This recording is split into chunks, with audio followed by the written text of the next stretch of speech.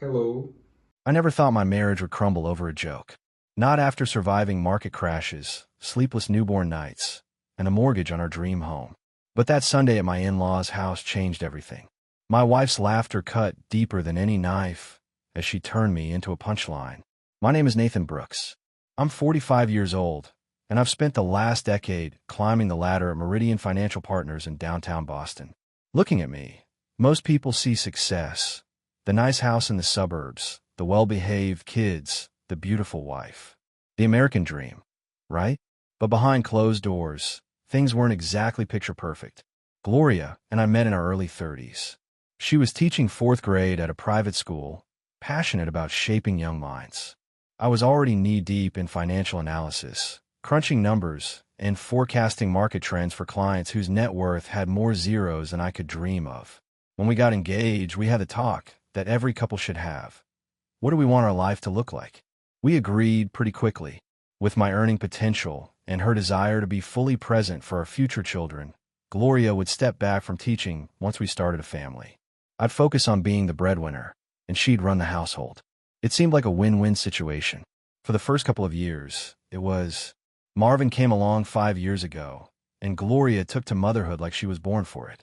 2 years ago, Melinda joined our family, and our home became a whirlwind of sippy cups, stuffed animals, and sleepless nights. I couldn't have been prouder of the life we built together. My job at Meridian wasn't getting any easier, though. If anything, each promotion meant longer hours, more responsibility, and higher stakes. During earnings season, I'd be lucky to see the kids awake. I'd drag myself home after 11-hour days, my brain fried from staring at spreadsheets and placating nervous investors. Most nights, I'd collapse on the couch, barely able to form a coherent sentence. But that was the deal, right? I brought home the bacon, paid for mortgage on our Colonial in Newton, funded the kids' college accounts, and made sure Gloria could buy organic everything at Whole Foods without checking the price tags. In return, she managed the home front, doctor appointments, play dates, meal planning, and making sure Marvin and Melinda were thriving. I never considered myself a hands-off dad. When I had time, I was all in, building blanket forts, reading bedtime stories, the whole 9 yards. But the reality was, Gloria knew the kids' routines like the back of her hand. She knew which stuffed animal Melinda needed to fall asleep, and exactly how to cut Marvin sandwiches so he'd actually eat them. Looking back, I guess that's where it started. The little comments that seemed innocent enough at first. Nate, honey, that's not how you put on Melinda's shoes. Sweetie, Marvin can't have peanut butter before bed. You know that. They were just corrections, right? Just Gloria making sure things ran smoothly. But somewhere along the way, those helpful hints turned into something else. Something that, little by little, started to chip away at me in ways I didn't fully understand until it was almost too late. It started small, as these things usually do. A chuckle here, and I roll there. Nothing that would set off alarm bells. The first time I really noticed, it was a Saturday morning about a year ago. Gloria had a hair appointment, her first me time in weeks, and left me with detailed instructions for the kids. Feed Marvin his gluten-free waffles. Make sure Melinda took her vitamin.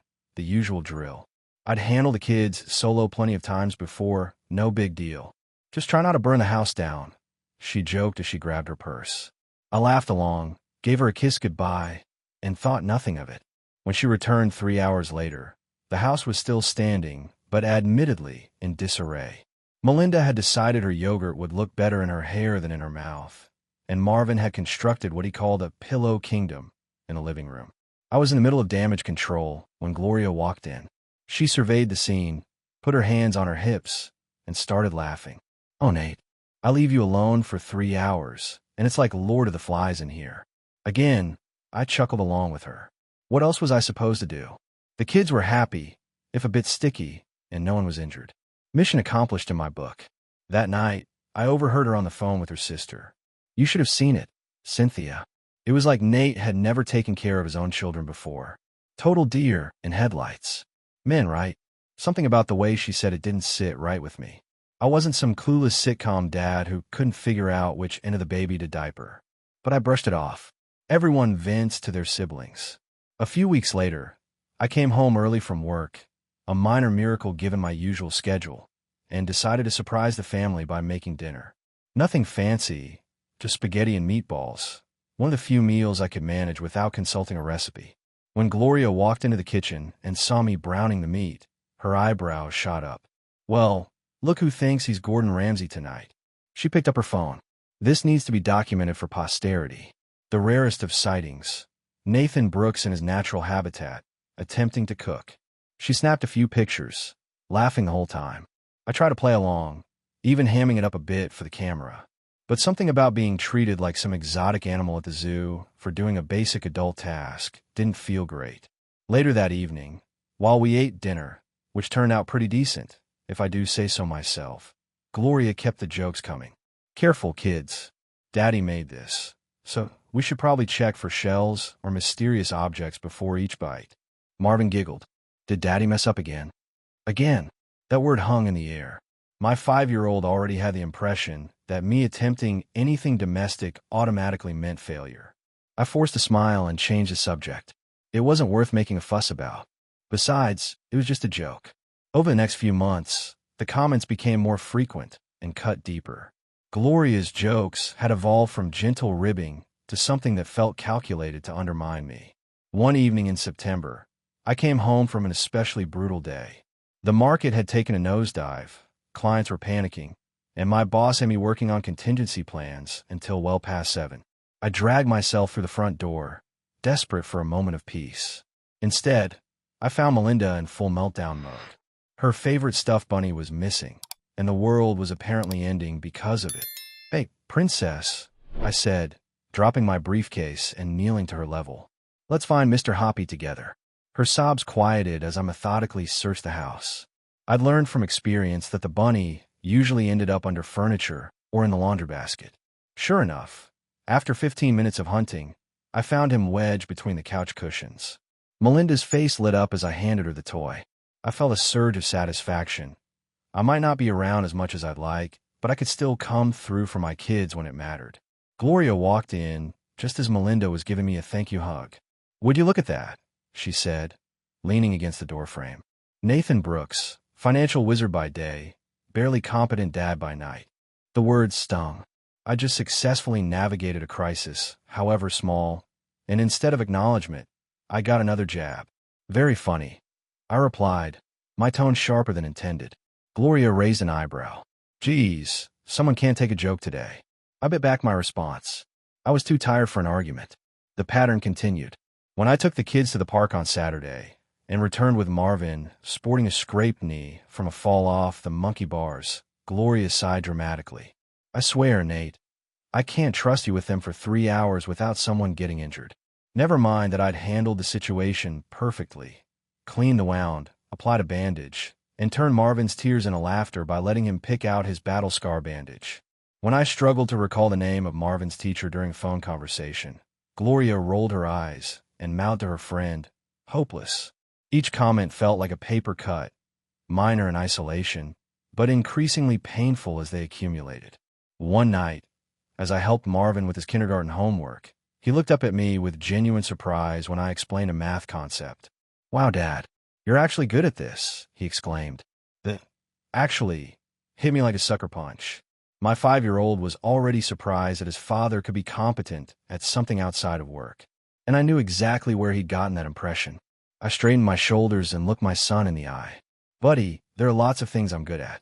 I might not be here all the time, but that doesn't mean I don't know how to take care of you and your sister." Later, when I mentioned the incident to Gloria, she laughed it off.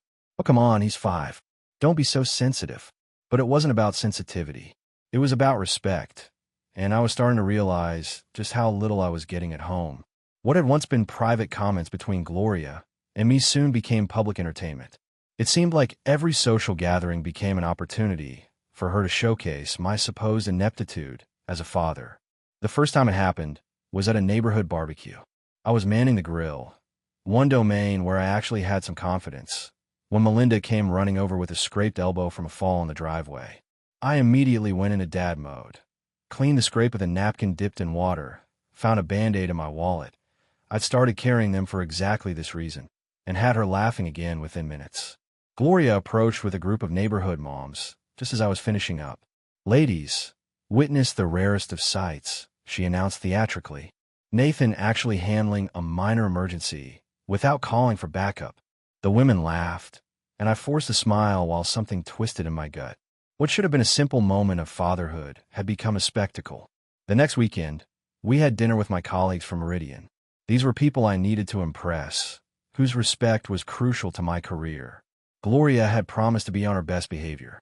Halfway through dinner, the conversation turned to family life. My boss mentioned how challenging it was balancing work and home responsibilities. Tell me about it. Gloria jumped in with a laugh. Nate here can analyze market trends like nobody's business, but ask him to match Melinda's outfits, and suddenly he's completely lost. Last week, he sent her to daycare in pajama pants and a dress-up tiara. The table erupted in laughter. It wasn't even true. Melinda had insisted on the tiara, and the pants were leggings that looked like pajamas. I thought the battle wasn't worth fighting that morning. The kids were dressed and fed, I said evenly, trying to maintain my dignity. Mission accomplished. My boss clapped me on the shoulder. Don't worry, Brooks. I once sent my kid to school with an empty lunchbox. We all fumble sometimes. His attempt at camaraderie only underscored what Gloria had accomplished, painting me as an incompetent father who fumbled basic childcare tasks.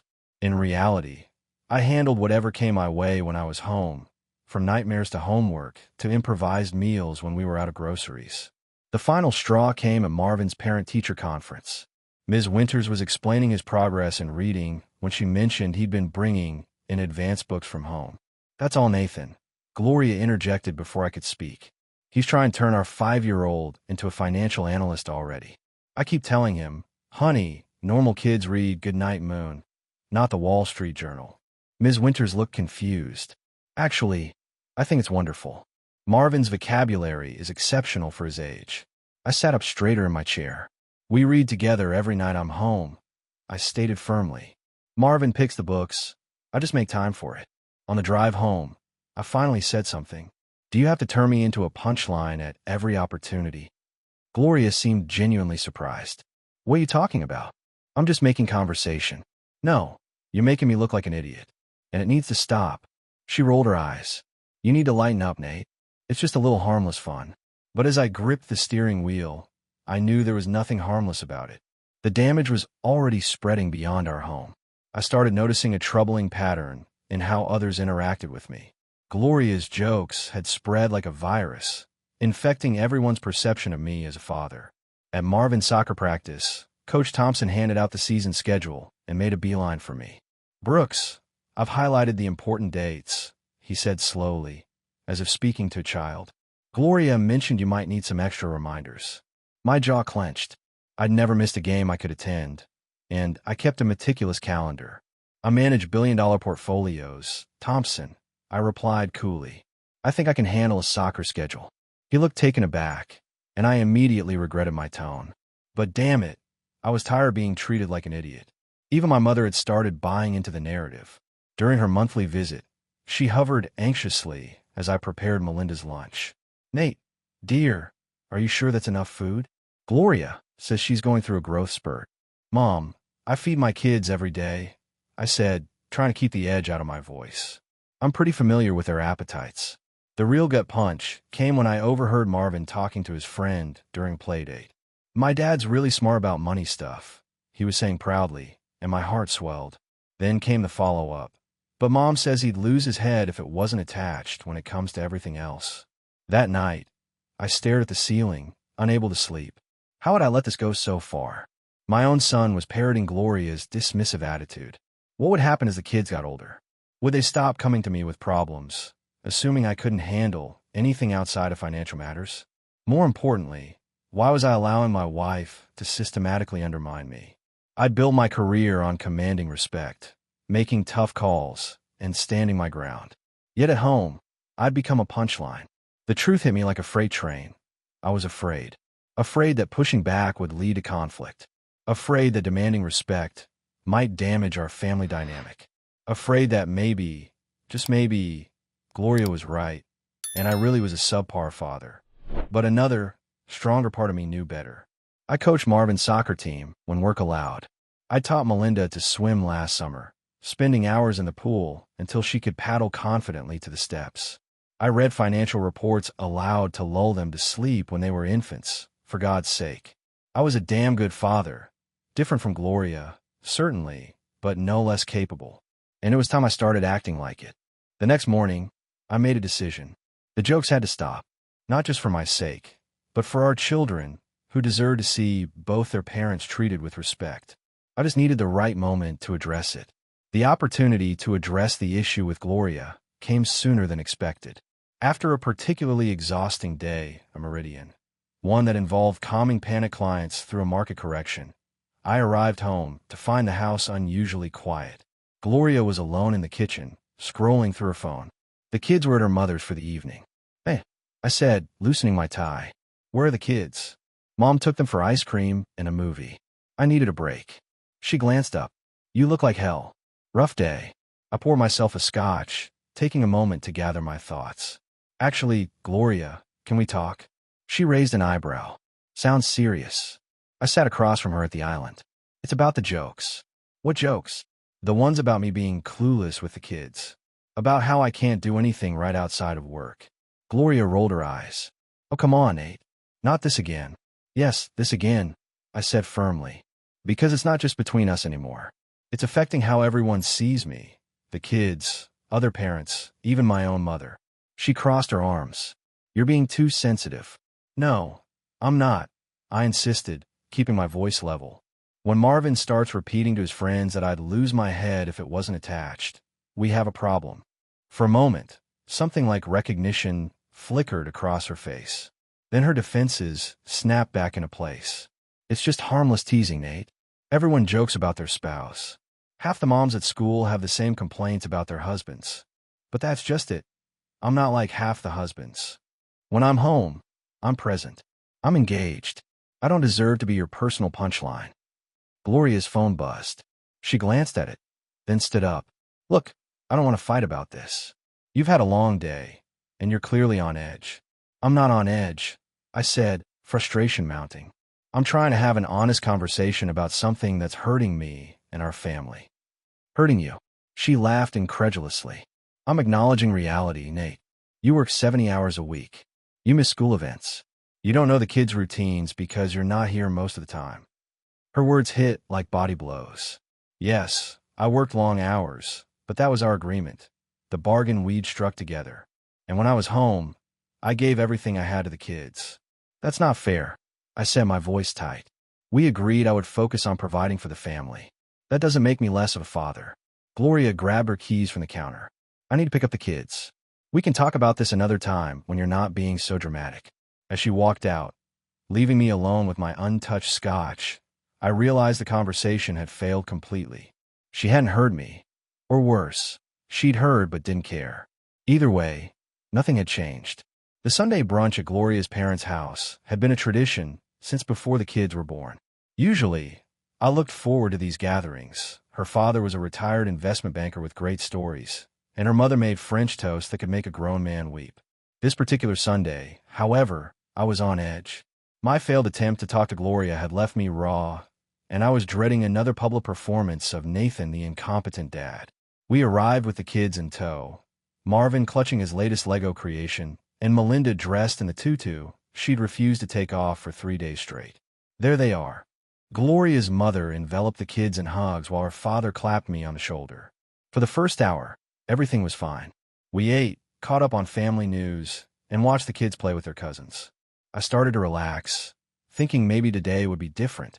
I should have known better. As Gloria helped her mother clear the plates, Marvin ran in from the backyard with a scraped knee. Nothing serious, but he was looking for comfort. He came straight to me.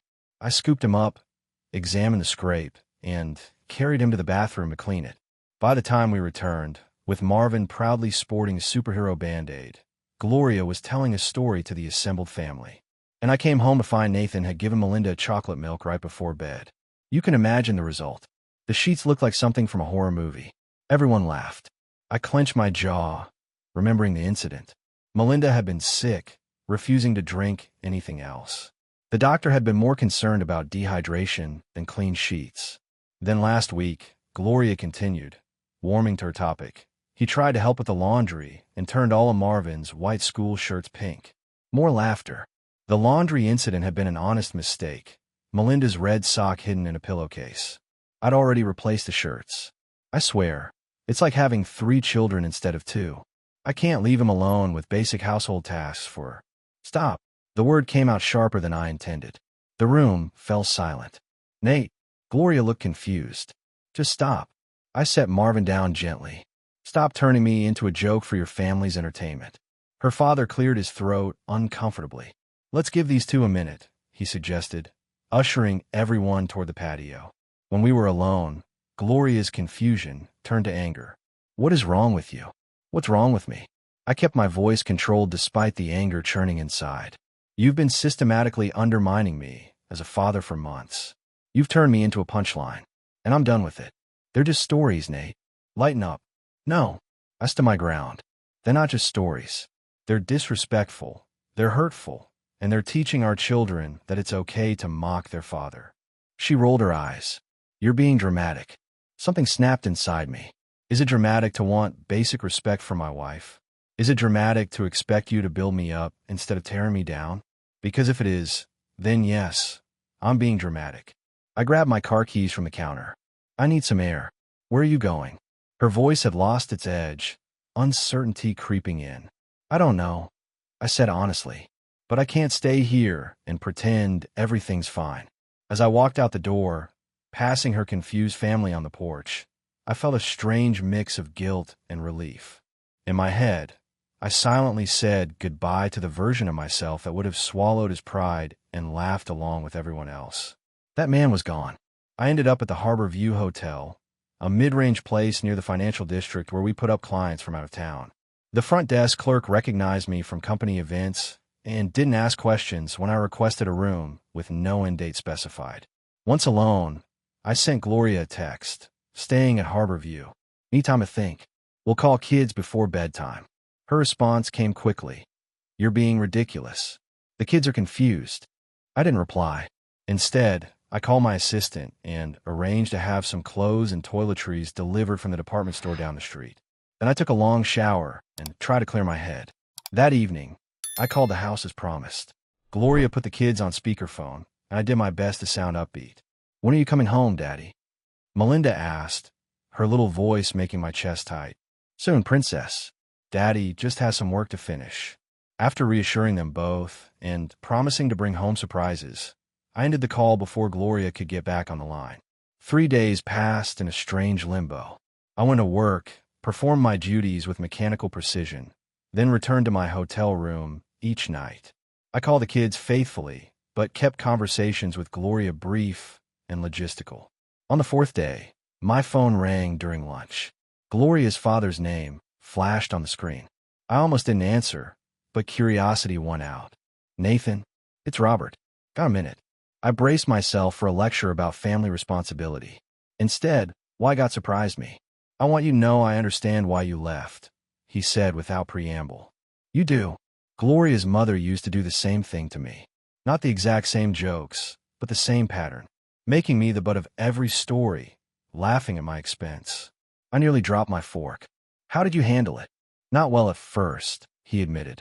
I stewed. I sulked. I worked longer hours. But eventually I did what you did. I confronted it head on. It doesn't seem to have made much difference, I said bitterly. It will, he assured me. Gloria is stubborn. Gets that from her mother. But she's also smart. She's starting to realize what she's been doing. I wanted to believe him, but the skepticism must have shown in my silence. She's been quiet these past few days, Robert continued. Reflective. She told her mother that she might have been a little hard on you. Coming from Gloria, that's practically a full confession. Despite everything, I felt a flicker of hope. Has she said anything to the kids? That's actually why I'm calling. I overheard her telling Marvin that Daddy works hard to take care of us, and we should appreciate that more. Not exactly an apology, but a start. After we hung up, I sat staring at my cooling lunch. Was this enough? Was a slight shift in attitude worth returning home for? The answer wasn't simple. But one thing was clear, running away hadn't solved anything. If Gloria was truly reflecting on her behavior, maybe there was a chance for a real conversation. And if not, well, I'd already proven I could walk away if necessary. That night, I texted Gloria, "Coming home tomorrow. We need to talk." Her response was uncharacteristically subdued. "Okay. The kids miss you. I miss you too." The house looked exactly the same when I returned, but something felt different. Maybe it was me. Gloria was waiting in the kitchen, a tentative smile on her face. The kids were at school, a deliberate choice, I suspected, to give us space to talk. "Coffee," she offered. I nodded, settling at the island counter. For a moment, neither of us spoke. "Your father called me," I finally said. Gloria's eyebrows rose. "He did. He told me he understood why I left. That your mother used to do the same thing to him." She looked away, busying herself with a coffee maker. "He never told me that. Maybe he didn't know how to bring it up. Or maybe he thought it wasn't that big a deal." I accepted the mug she handed me. "Just like you thought it wasn't a big deal with me." Gloria sat across from me, her eyes meeting mine directly for what felt like the first time in months. "I've been thinking about what you said." I waited, giving her space to continue. "I didn't see it, how the jokes were adding up, how they were affecting you." She traced the rim of her mug. "But when you left, I started replaying things in my head. The look on your face at my parents' house. The way Marvin repeated my words. It wasn't just about my feelings," I said carefully. "It was about our family. The kids absorb everything, Gloria. When you treat me like I'm incompetent, they learn to see me that way too." She nodded slowly. "I know. And I'm sorry, Nate. Truly." The sincerity in her voice caught me off guard. I prepared for defensiveness, for minimizing, not for a straightforward apology. "What changed?" I asked. "Marvin asked me if you left, because you were mad at him for saying you would lose your head if it wasn't attached." Her voice wavered. "He was worried it was his fault. That's when I realized what I'd been teaching him." Something tight in my chest began to loosen. This was progress. Real progress. "Where do we go from here?" I asked. "I want to do better," she said simply. "I've already started. I told the kids how hard you work for us, how smart you are about so many things. Not just money. It wasn't a complete solution, but it was a beginning. The road ahead would require vigilance from both of us. My willingness to speak up when hurt, her commitment to breaking a damaging habit. "I've missed you," she admitted softly. "The house doesn't feel right without you." I reached across the island to take her hand. "I've missed you too, but I can't come back to the way things were." "I know," she said, "and I don't want that either. I want us to be better." For the first time in months, I believed we could be. 6 months after my hotel stay, life had found a new rhythm. The change wasn't dramatic or instant. Real change rarely is. But day by day, conversation by conversation, Gloria and I rebuilt something stronger than what we'd had before. The jokes didn't disappear overnight. Old habits die hard. But now when Gloria started to slip into that familiar pattern, she'd catch herself. Sometimes I'd see her physically bite her tongue. Other times, she'd rephrase mid-sentence, turning what might have been a punchline at my expense into something more neutral or even supportive.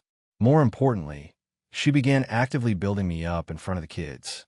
"Daddy's really good at explaining math problems, Marvin. Why don't you ask him to help with your homework?" Or, "Did you know your father taught himself to cook in college? He makes the best omelets." These small validations healed wounds I hadn't even realized were still raw.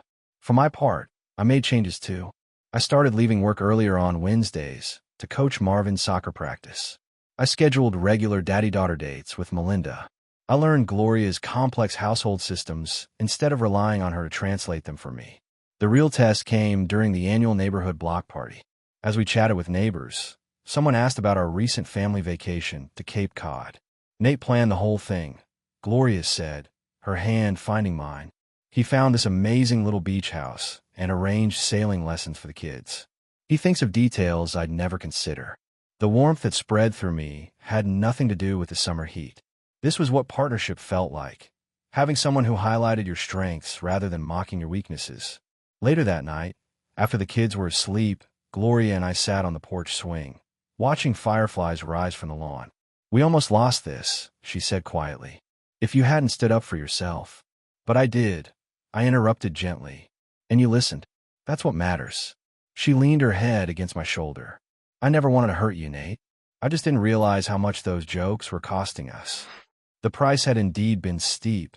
My dignity, the children's respect, the foundation of our marriage. But we'd managed to pull back from the brink. "I'm glad you came home," she whispered. I tightened my arm around her. "I'm glad I had something worth coming home to. We weren't perfect. We never would be. But we learned something crucial. In a marriage, words matter. Respect matters. And sometimes, fighting for that respect, even when it's uncomfortable, even when it means walking away temporarily, is the most important battle a man can win." Bye.